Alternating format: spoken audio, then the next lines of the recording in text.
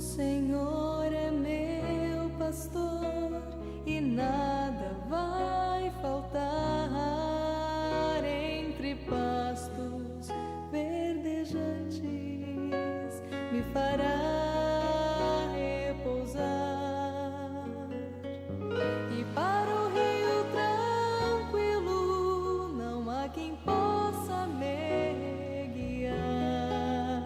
Sou ovelha que precisa de um pastor, nem que as trevas me tragam medo e morte, ainda assim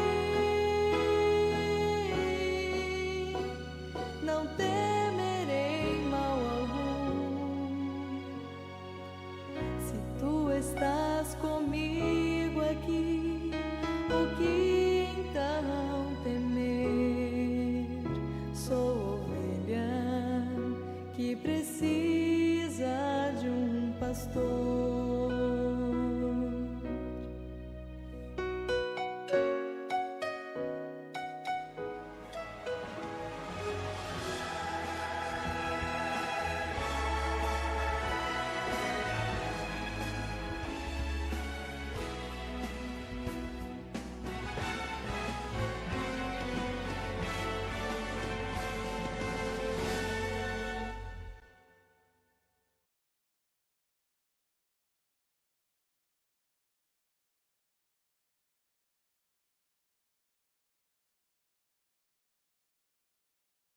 Olá, muito boa noite. Mais uma vez, estamos aqui para apresentar mais um capítulo dessa história, a maior história de todos os tempos.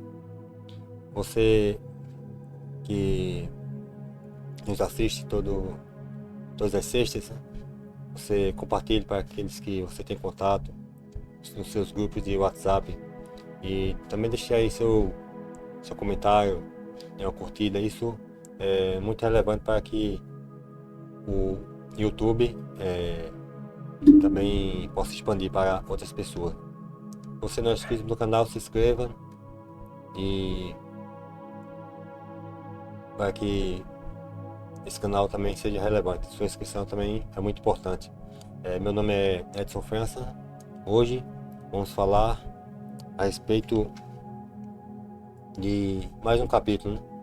Hoje estamos no capítulo 23 dessa história, né? E hoje vamos falar sobre a Igreja de Cristo no tempo do fim. Será que Jesus tem uma igreja, sempre teve, ou todas as igrejas são iguais? Você já parou para pensar? Se a igreja que você faz parte, que você frequenta, que você gosta tanto, é realmente a igreja que a Bíblia apresenta? Hoje vamos ver alguns critérios, né, para que essa igreja seja a igreja realmente de Cristo, né? A igreja que a Bíblia apresenta, que vai ser o povo, né, dos últimos dias, né? E ela aqui dá oito fundamentos básicos, né, baseados na Bíblia, para que essa igreja seja a igreja que esteja em coerência com os ensinos bíblicos.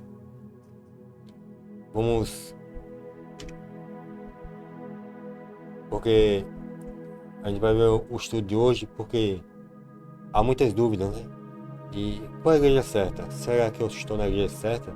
Como é que eu faço para escolher uma igreja que a Bíblia apresenta que realmente é a que está fundamentada na sua escritura, né? Na Bíblia. Aqui a enciclopédia, né, das religiões afirma que existem 9 grandes religiões no mundo. Só que entre essas está o cristianismo. Veja só, temos 9 grandes religiões no mundo.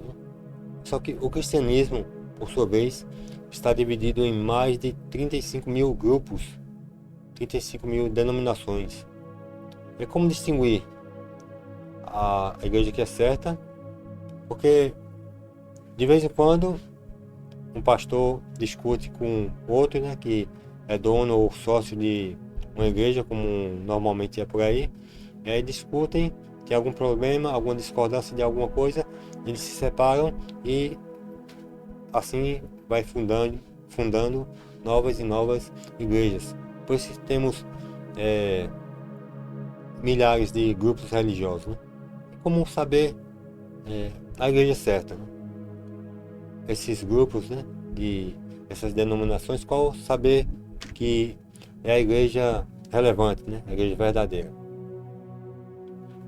E qual é a recomendação que a Bíblia apresenta, né, para encontrar a igreja verdadeira?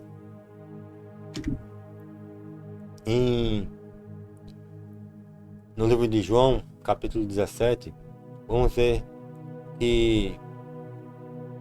o que a Bíblia nos apresenta. Capítulo 7, versículo 17. Se alguém quiser fazer a vontade dele, conhecerá a respeito da doutrina, se ela é de Deus ou se falo por mim mesmo. Se você quer a verdade, você tem que saber a respeito da doutrina que aquela denominação, aquele pastor, aquele grupo religioso apresenta. Se essa doutrina é bíblica, é de Deus ou não, né? Aí você vai ver, você tem que comparar o que a sua igreja, a igreja que você faz parte, ou se você não tem nenhuma igreja que frequenta, se você está procurando uma denominação religiosa para frequentar, você tem que ver esse ponto, né? Se determinada igreja tem a doutrina baseada na Bíblia, né?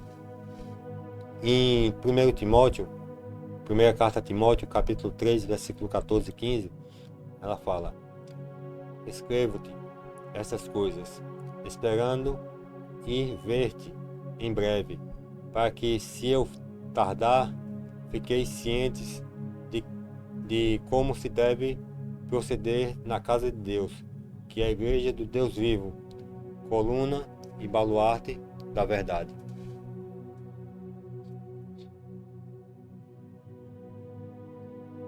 Se você quiser saber como proceder, ou então como determinada igreja procede,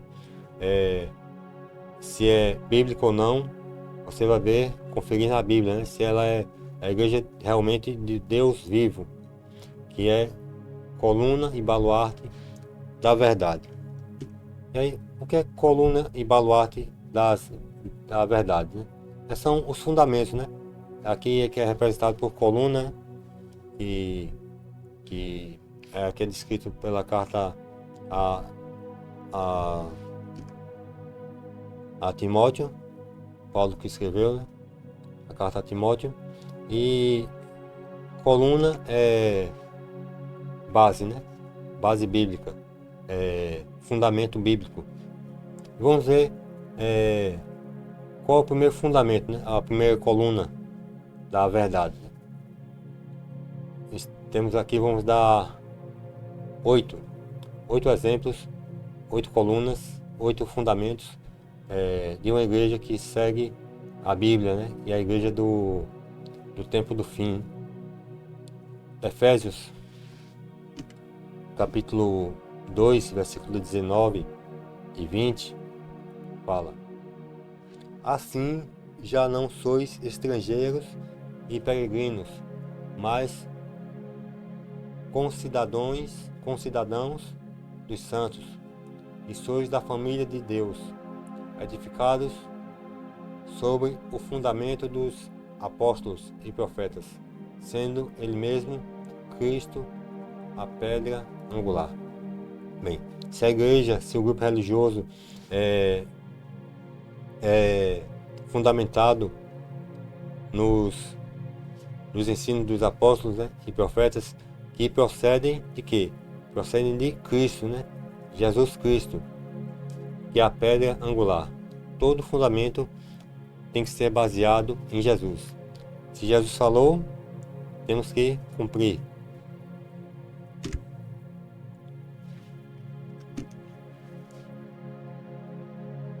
O segundo fundamento: Vamos ver a segunda coluna.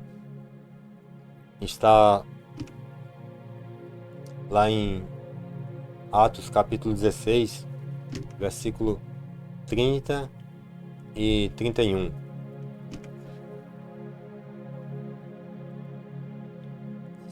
Pois, trazendo-os para fora, disse: Senhores, que devo fazer para que seja salvo?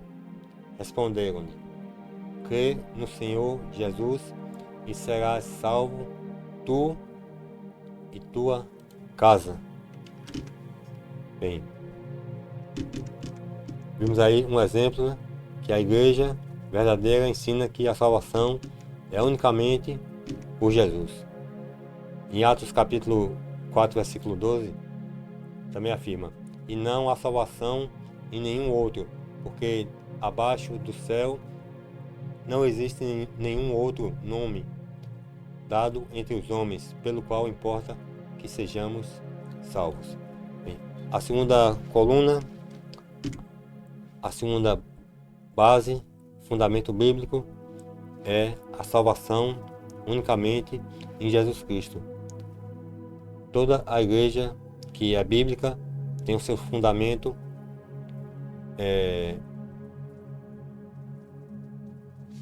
pela salvação em Jesus. Vamos ver agora a terceira coluna, que está lá em João capítulo 14, de 1 a 3. Jesus mesmo falando, né? Não se turbe o vosso coração. Credes em Deus, crede também em mim. Na casa de meu pai há muitas moradas. Se assim não fora, eu vou-lo teria dito, pois vou preparar-vos lugar. E quando eu for e vos preparar lugar, voltarei e vos receberei para mim mesmo, para que onde eu estou, estejais vós também. Aqui apresenta que Jesus, ele prometeu que iria voltar. E toda igreja também tem que ter essa doutrina, que Jesus vai voltar, a doutrina da volta de Jesus. Jesus prometeu que iria voltar, mas como? Mateus 16, 27 diz: Porque o Filho do Homem há de vir na sua glória. Não.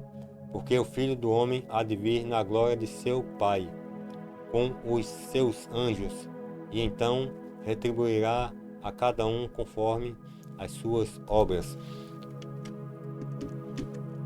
A terceira coluna, fundamento bíblico, é que é o ensino da volta de Jesus, né? Com milhares de anjos, né? Todo olho o verá. Os mortos vão ressuscitar e, junto com os vivos, vão subir aos céus e reinarão com Cristo, né? Durante 1000 anos. Essa igreja verdadeira ensina essa verdade, né? A volta de Jesus. Jesus vai voltar e vai voltar visivelmente para que todos vejam, com milhares e milhares dos seus anjos. A quarta coluna, em João capítulo 14, versículo 15, Jesus mesmo fala: Se me amais, guardareis os meus mandamentos. Jesus mesmo falou: se você me ama, você deve guardar os meus mandamentos. Provérbios 7, versículo 1 e 2, ele fala assim. Eu vou fazer uma comparação dos versículos, né? Primeiro, Provérbios 7, 1 e 2 fala: Filho meu, guarda as minhas palavras e conserva dentro de ti os meus mandamentos.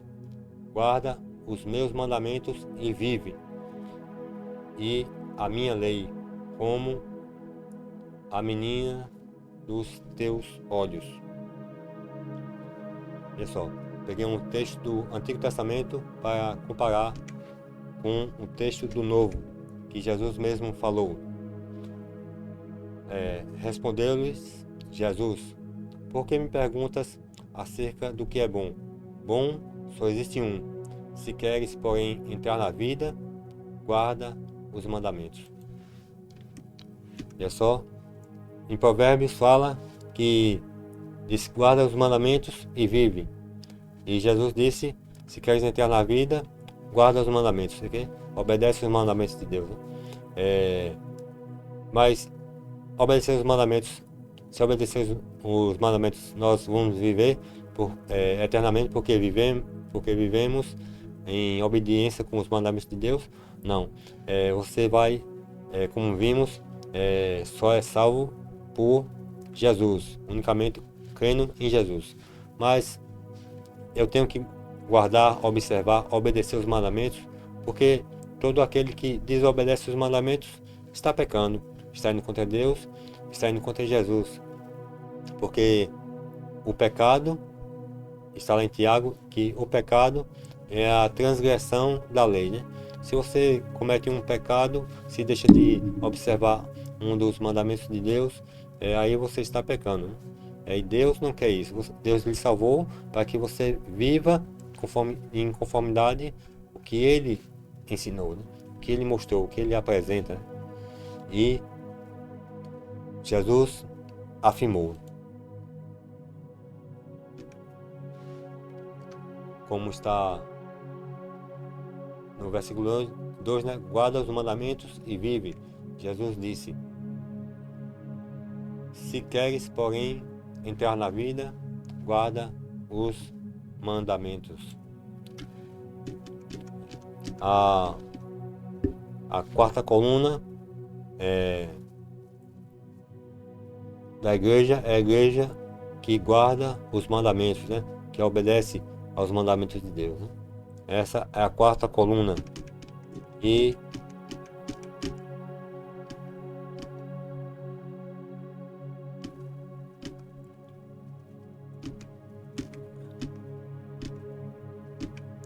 em Mateus, não, João ainda tem um acréscimo aqui, né? João capítulo 14, versículo 21 diz que aquele que tem os meus mandamentos e os guarda, esse é o que me ama. E aquele que me ama será amado por meu Pai.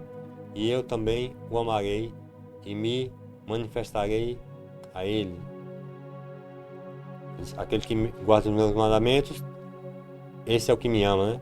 E aquele que me ama será amado também por meu Pai, né? Por Deus, né?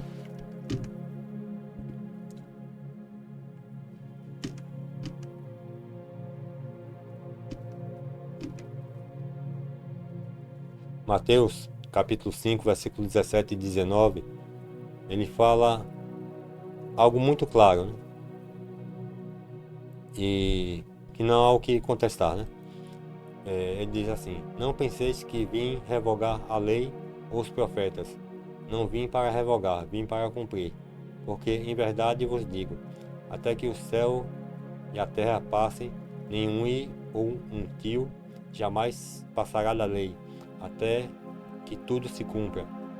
Aquele, pois, que violar um desses mandamentos, posto que dos menores, e assim ensinar aos homens, será considerado mínimo no reino dos céus. Aquele, porém, que os observar e ensinar, esse será considerado grande no reino dos céus. Aqui, que se você não observar e assim ensinar os outros para que também não observe, você será considerado mínimo, né? Não tem valor nenhum para o reino dos céus. Agora, se você praticar e ensinar, aí sim você vai ter, você vai ser considerado grande no reino dos céus. Né? Aí você vai ter valor, você vai viver eternamente, né? Com Jesus, com Deus e com todos os salvos, né? E o amor de Deus consiste em quê? Em 1 João capítulo 5, versículo 3 diz que porque este é o amor de Deus, que guardemos os seus mandamentos. Ora, os seus mandamentos não são penosos. Em outras traduções, como eu já falei aqui, penosos quer dizer não são difíceis de guardar, né? não são trabalhosos. Esse é o amor de Deus, que guardemos, observemos os seus mandamentos. Essa foi a quarta coluna, né? A igreja de Deus vivo, é aquela igreja também que obedece os mandamentos de Deus. E a quinta coluna, vamos ver em Apocalipse capítulo 19, versículo 10, ele fala aqui. Isso, João tem uma visão, ele diz: prostrei-me ante os seus pés para adorá-lo. Isso foi um anjo, né? Que ele estava adorando. Ele, porém, me disse: vê, não faças isso. Sou conservo teu e dos teus irmãos, que mantêm o testemunho de Jesus. Adora a Deus, pois o testemunho de Jesus é o espírito de profecia.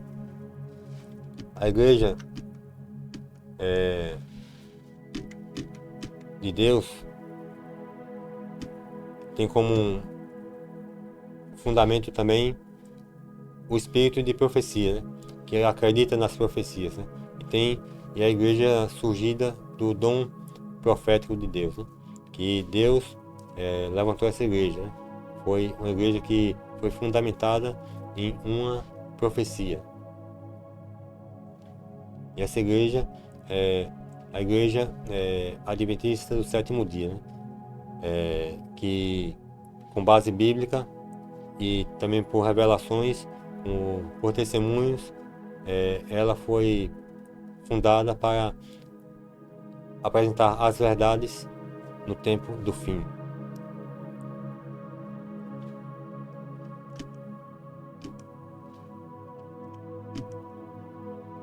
E qual a sexta coluna? O sexto fundamento, né?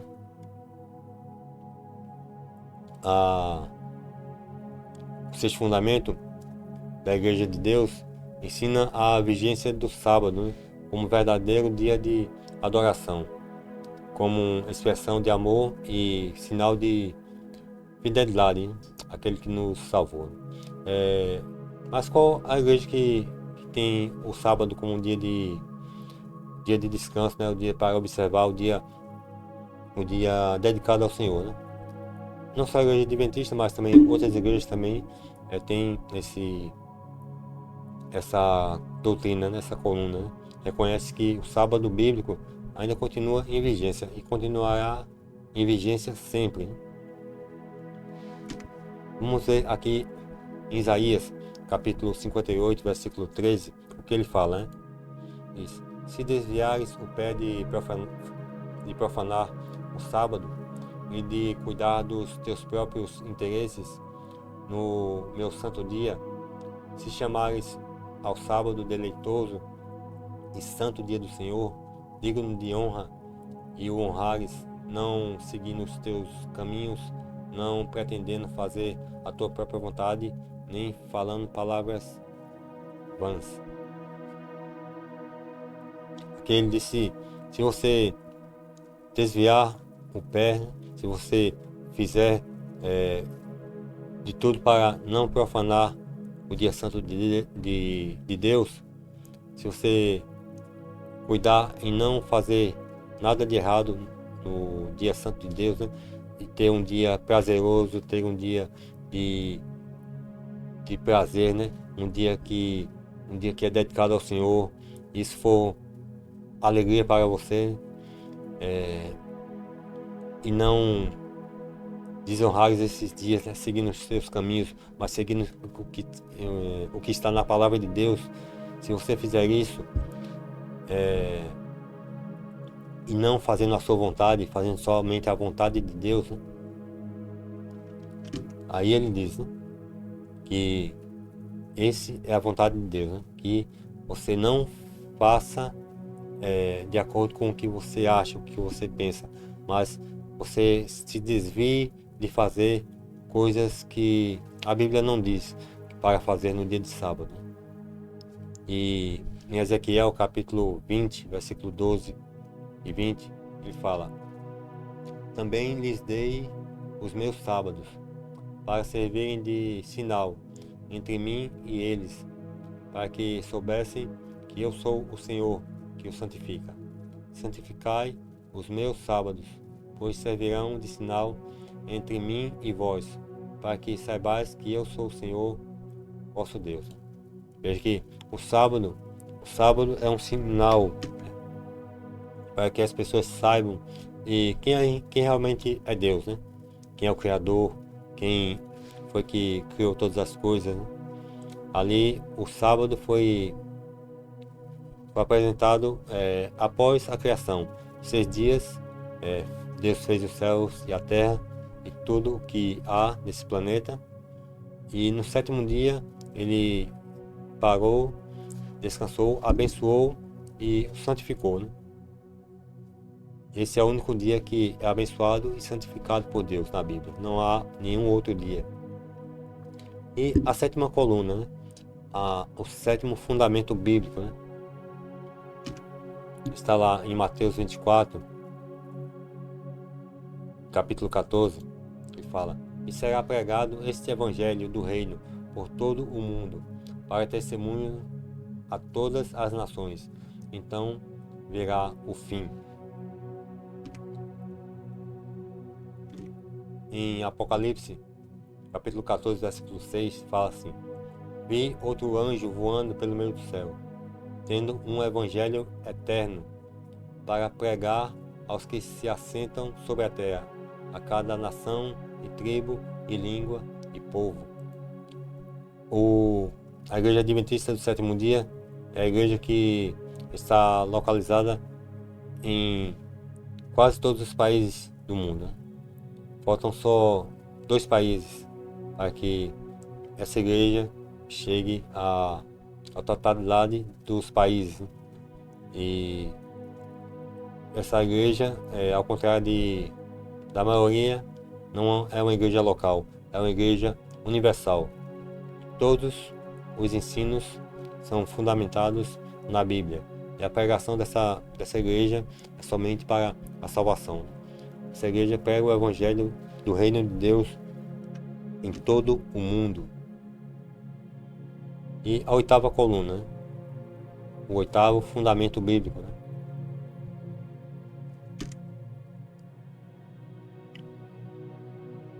1 Coríntios capítulo 3, versículo 16 e 17, fala: Não sabeis que sois santuário de Deus e que o Espírito de Deus habita em vós?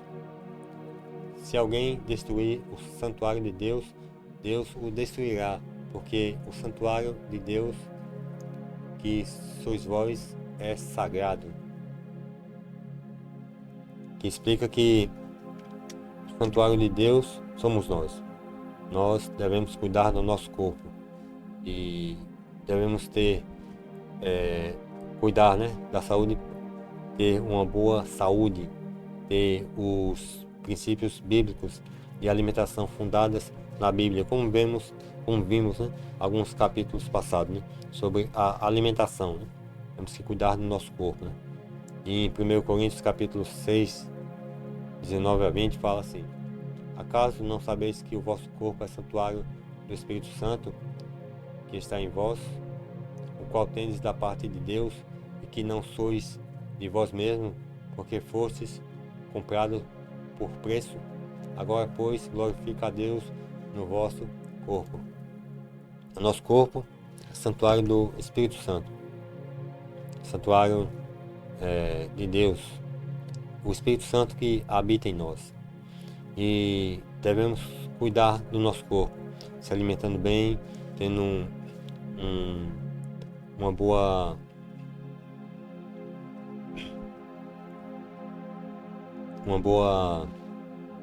bom cuidado com o nosso corpo, não só com a alimentação, mas também com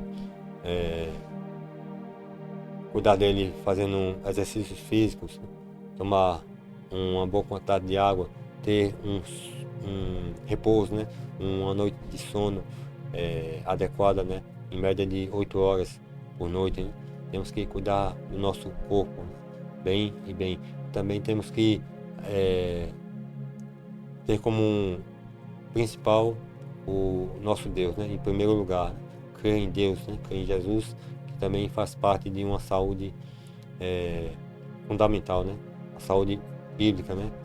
Porque crer em Deus, crer em Jesus também faz com que nosso corpo se sinta melhor, se sinta mais saudável. Temos que cuidar do nosso corpo, porque ele é templo e morada do Espírito Santo. E vimos aí os 8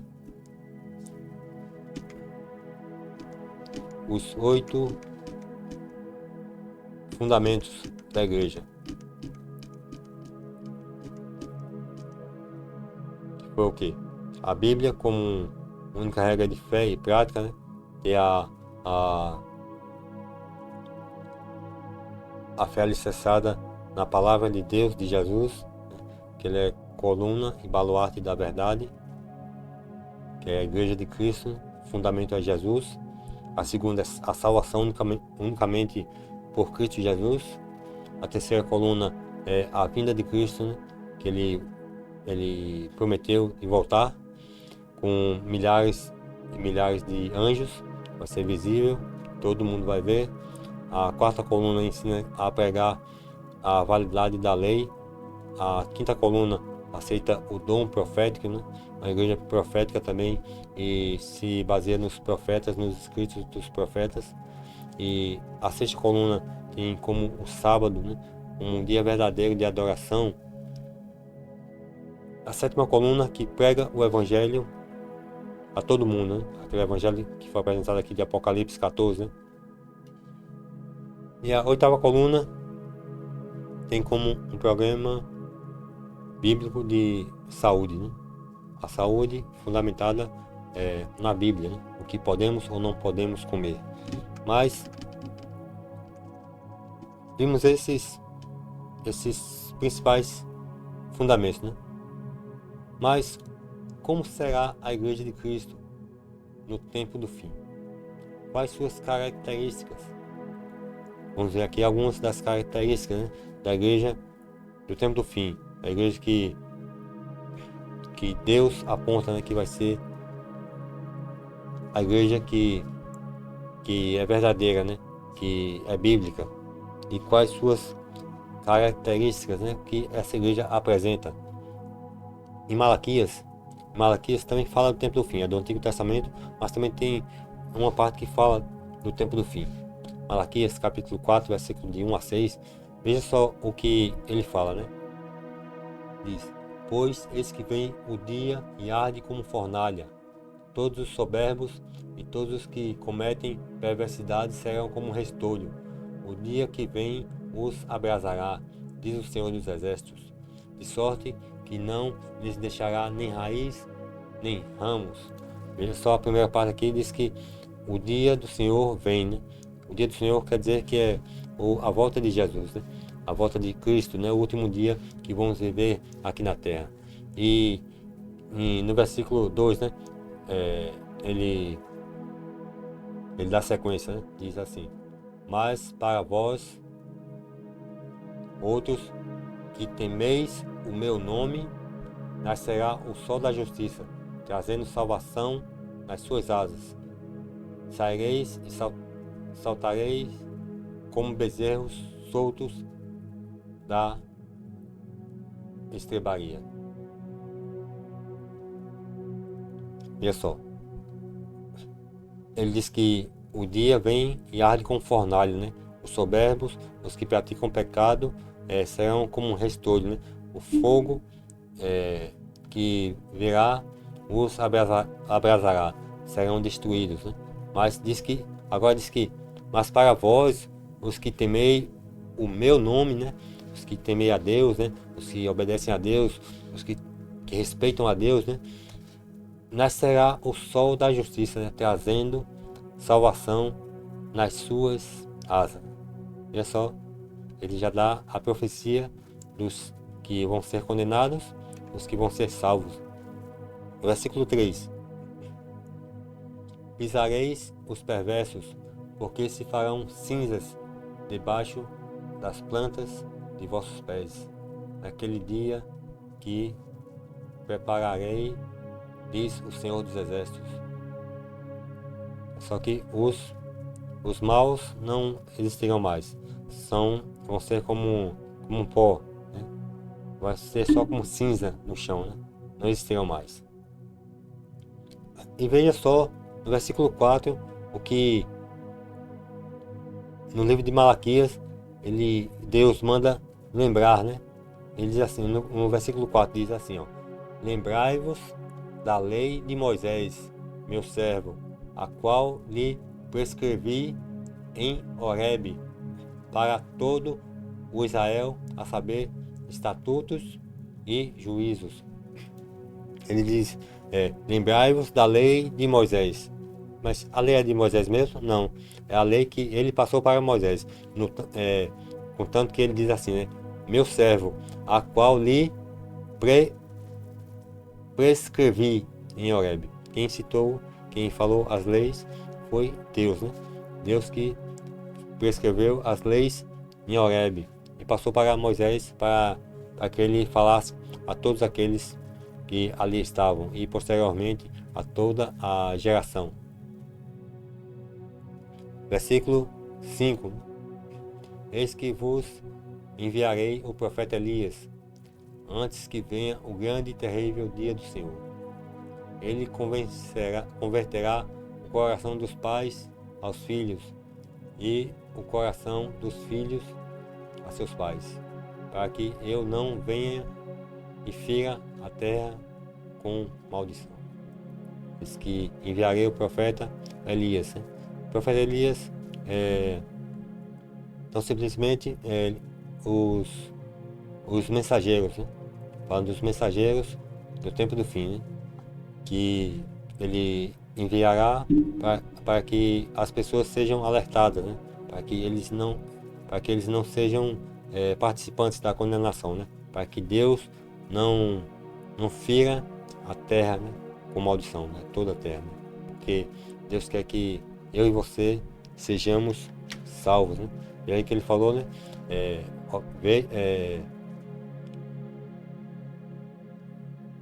Lembrai-vos da lei de Moisés, né? Meu servo, né? Lembrai-vos da lei de Moisés. Ele fala isso nos últimos dias, né? Em Apocalipse que fala também do tempo do fim, né? Em capítulo 14, versículo 12, ele fala assim, né? Aqui está a perseverança dos santos, os que guardam os mandamentos de Deus e a fé em Jesus. Os principais requisitos, né, que aqui mostra que a perseverança dos santos, né, os santos, né, que aceitaram a Jesus, a Deus, né, que se converteram, se afastaram do mal, esses são santos, né? Não se refere a outra coisa, né? Santos são aquelas pessoas que se entregaram a Jesus, a Deus, né? Eu e você, né? E ele diz assim: aqui está a perseverança dos santos. Esses santos perseveram em quê? Em guardar os mandamentos de Deus e ter fé em Jesus.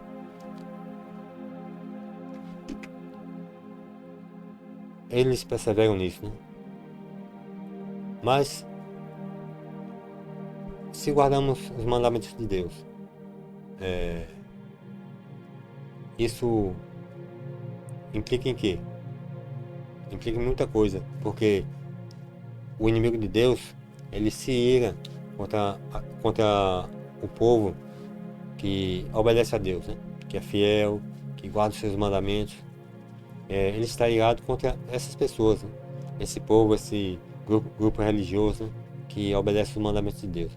Veja só aqui, né? Dragão, você já viu, né? Que dragão representa diabo e Satanás, né? Que é uma simbologia só, né? Dragão representa diabo e Satanás, né? E mulher, que vimos aqui em alguns capítulos passados, representa a igreja de Cristo, né? Então vamos ver Apocalipse capítulo 12, versículo 17.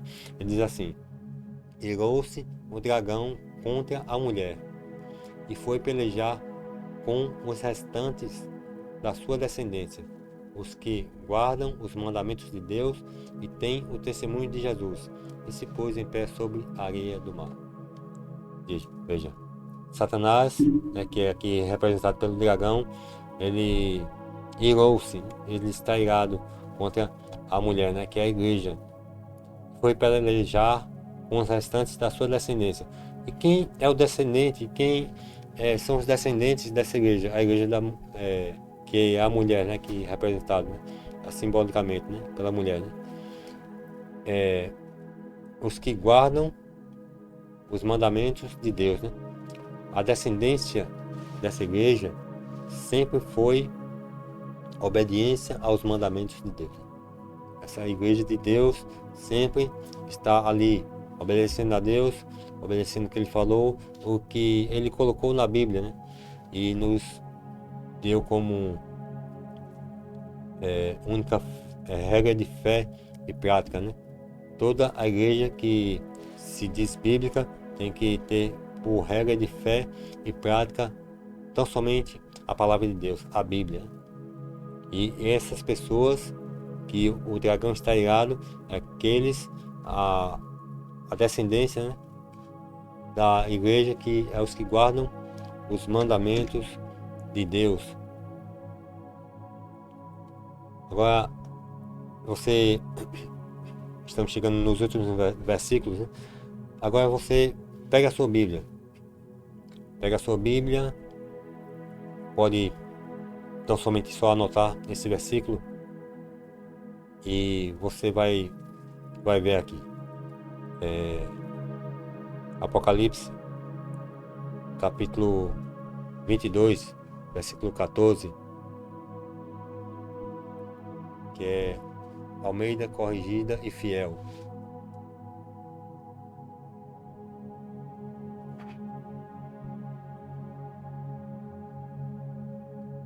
Ela diz assim: bem-aventurados aqueles que guardam os seus mandamentos, para que tenham direito à árvore da vida e possam entrar na cidade pelas portas.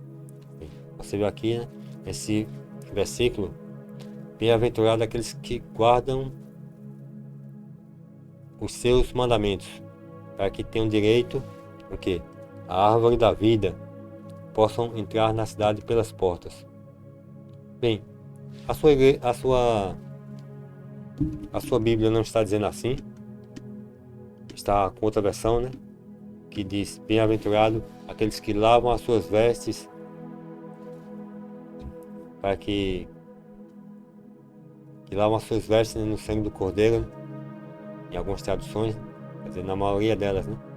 Bem, essas traduções, essa parte foi modificada.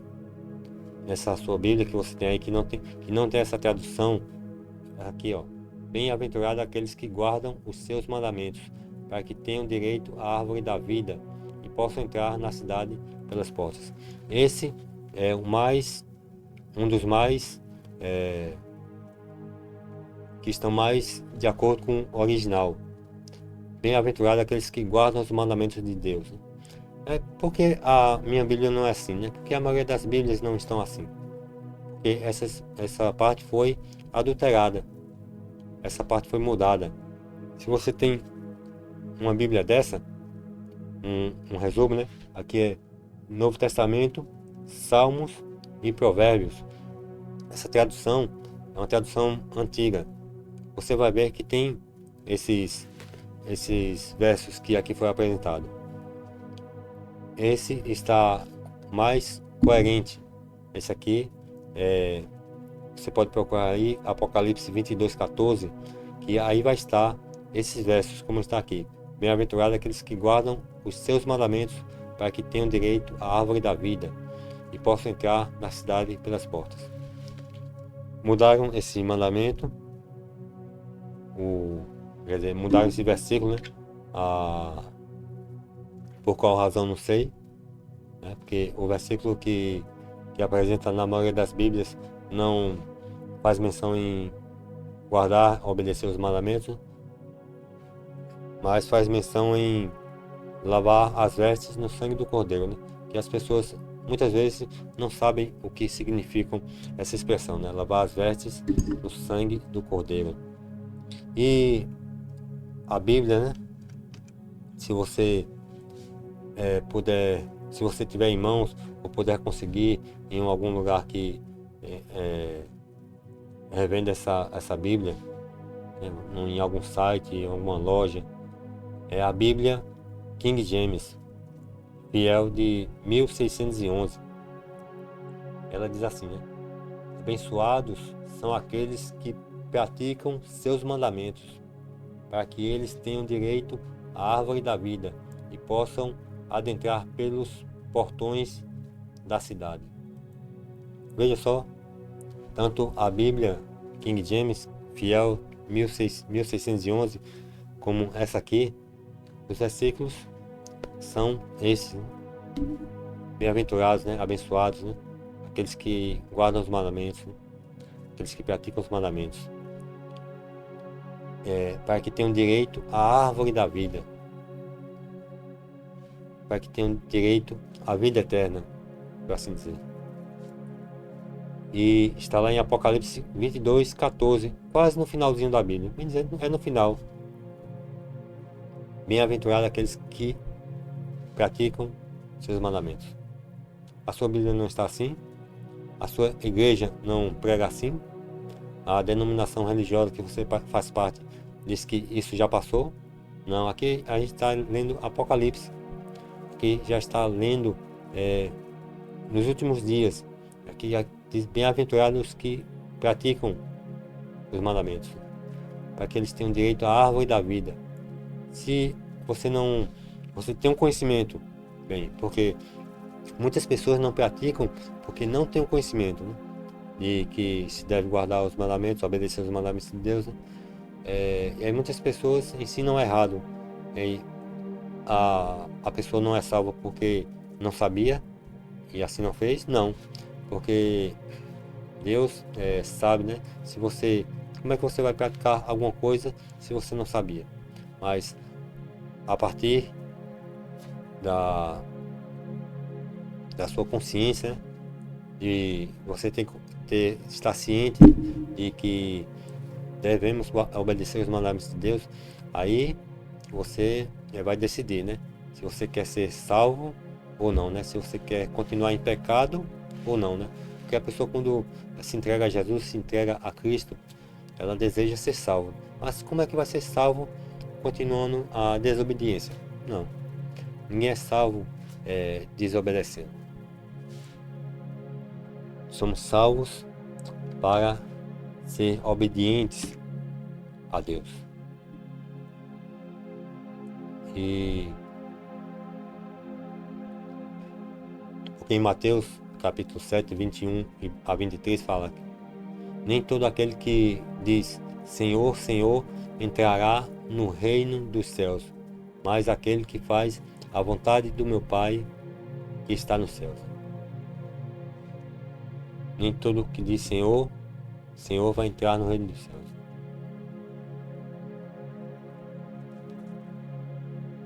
Mas aquele que faz a vontade de meu Pai que está nos céus. Já o texto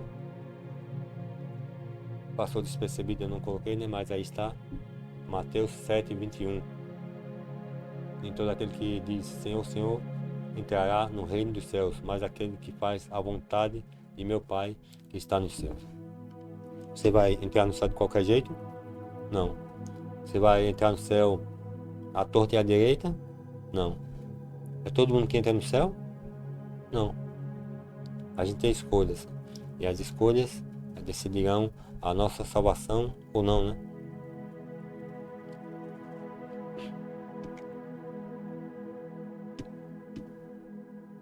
E qual a vontade de Deus, né? Porque aqui eu disse, né? Nem todo aquele que diz Senhor, Senhor entrará no reino dos céus, mas aquele que faz a vontade de meu Pai que está no céu, né? E ao que os Salmos diz, né? Salmos 40, versículo 8, né? Davi falando, né? Agrada-me fazer a tua vontade, ó Deus meu. Dentro do meu coração está a tua lei. Qual a vontade de Deus, né? Que Jesus apresentou ali. Aqui Davi está dizendo que a vontade de Deus é que tenhamos no nosso coração a sua lei, né? Que possamos obedecê-la. Mas eu apresentei aqui essas doutrinas, esses fundamentos bíblicos, né? Esses versos que falam qual a igreja do tempo do fim, e todos esses versos apontam para a igreja adventista, né? Eu não vou dizer que só as pessoas que são da igreja adventista do sétimo dia que vão ser salvas, não. Em todas as igrejas tem pessoas sinceras e fiéis a Deus. Todas as igrejas. Mas cabe a você obedecer a Deus, o que está na Bíblia, ou obedecer uma pessoa, um ser humano, um pastor, um padre, um presbítero, um missionário, um apóstolo. Você escolhe obedecer a Deus ou ao ser humano. Quem vem lhe buscar não é um ser humano. Quem vem lhe buscar é Jesus, né? É Deus. A salvação é unicamente em Jesus. Temos que obedecer a Jesus, não um pastor. E todas as denominações há pessoas sinceras. Em todas as denominações vão ter pessoas salvas. Até Jesus, né, falou: ainda tenho outras ovelhas, não deste aprisco. A mim me convém conduzi-las. Elas ouvirão a minha voz, então haverá um rebanho e um pastor. Veja só o que Jesus disse: tenho ainda outras ovelhas, não desse aprisco. Mas o que Jesus disse? A mim me convém conduzi-las. Quem vai conduzir as pessoas não é o seu pastor, não é o padre da sua igreja, não é o presbítero, não é diácono, não é apóstolo, não é ninguém. As pessoas vão dar instruções de como você vai ser conduzida, que é por Jesus. E aqui diz: a mim me convém conduzi-las. A Bíblia fala como você deve agir. A Bíblia fala como você deve praticar as coisas. A Bíblia fala o que você deve fazer, qual caminho você deve seguir. A Bíblia lhe fala tudo. E Jesus, se você pegar os principais textos, né, todos, né, não, vamos dizer assim, se você pegar todos os textos que Jesus fala, só os textos que Jesus fala, você vai ter a sua consciência ali sem nenhuma dúvida. Porque o que Jesus falou ali nas Escrituras, ali devemos fazer, devemos observar, devemos seguir, devemos obedecer a Jesus, né? E ali Jesus disse: a mim me convém conduzi-las. Você tem que ter a sua salvação tão somente em Jesus, né? O que ele falou e o que ele é. Porque ele diz: aquele que crê em Jesus, não é só aquele que crê que Jesus existe, não só crer que Jesus salva, mas crer no que ele falou, né? E o que ele falou você deve colocar em prática. E o que é que Jesus fala? O que é que Jesus fala para mim e para você? Eu estou num lugar que não está condizente com a Bíblia, né? Que não está com os fundamentos tão somente na Bíblia, o fundamento em Cristo, em Jesus, que é a pedra angular. Em que fundamento está a sua igreja? Não condiz com alguns ou nenhum desses versículos que aqui foram apresentados. Sabe o que é que Jesus diz? Em Apocalipse 18:4 diz assim: ouvi outra voz do céu dizendo: retirai-vos dela, povo meu, para não sedes cúmplices em seus pecados e para não participardes dos seus flagelos. Jesus diz unicamente: você está num lugar que não condiz com a verdade. Diz: retirai-vos dela, povo meu. Todos os lugares, todos os locais, todas as religiões têm pessoas sinceras, fiéis, que seguem e que querem seguir a Deus, que estudam a Bíblia para que possam ter uma vida conforme o que ali está escrito. Né? Todas as religiões. E você está numa igreja que está conforme a Bíblia, que tem como um princípio 1, ter a Bíblia como regra de fé e prática. Princípio 2, a salvação unicamente pela fé em Jesus. 3, reconhece que Jesus virá com milhares dos seus anjos e será visível a todo ser humano. Quarto fundamento, que ensina e prega a validade da lei de Deus. Quinto fundamento, que aceita o dom profético, né, que segue o dom profético bíblico. Fundamento 6, que tem um sábado como um verdadeiro dia de adoração ao Senhor. Sétimo fundamento, que prega o evangelho em todo mundo, a todas as nações. Fundamento 8, que tem um programa bíblico de saúde, que você tem que conservar ao seu corpo, porque esse corpo não é seu, é morada e templo do Espírito Santo. Deus quer que você esteja de acordo com a sua vontade. Você reconhece que nesses versículos que a sua igreja é a igreja verdadeira? Eu estou hoje na Igreja Adventista do Sétimo Dia porque essa igreja está de acordo com toda a Bíblia. E você? Qual a sua posição diante dos versículos que aqui apresentamos?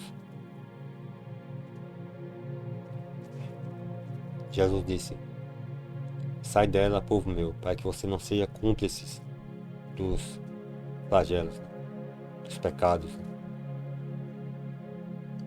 E espero que o desejo do seu coração é que você se sinta e seja feliz por saber da igreja verdadeira que a Bíblia apresenta, porque Deus guiou você até aqui, até hoje, nesses capítulos que aqui apresentamos que é a maior história de todos os tempos, né?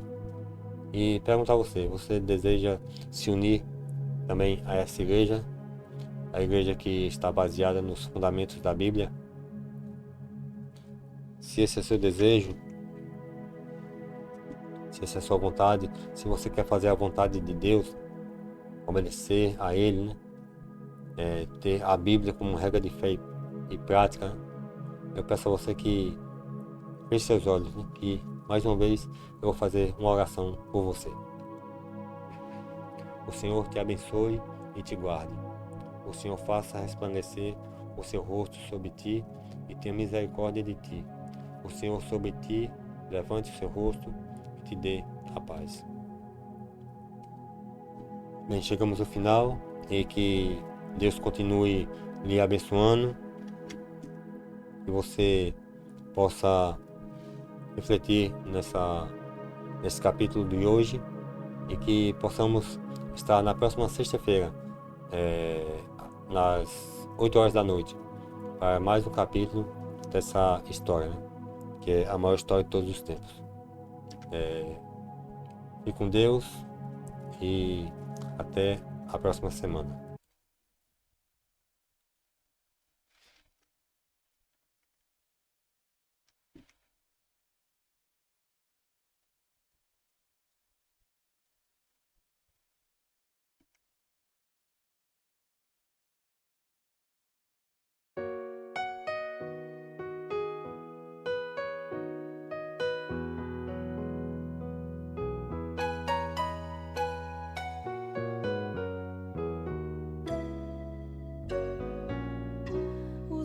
Senhor é meu pastor e nada vai faltar. Entre pastos verdejantes me fará repousar, e para o rio tranquilo não há quem possa me guiar. Sou ovelha que precisa de um pastor, nem que as trevas me tragam medo e morte, ainda assim não temerei mal algum. Se tu estás comigo aqui, o que então temer? Sou ovelha que precisa de um pastor.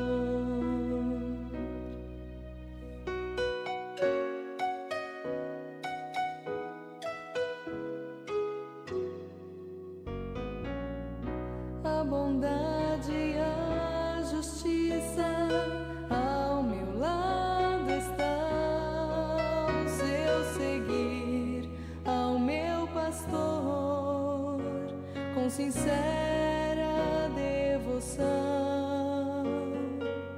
e habitarei para sempre nos ternos braços do Senhor.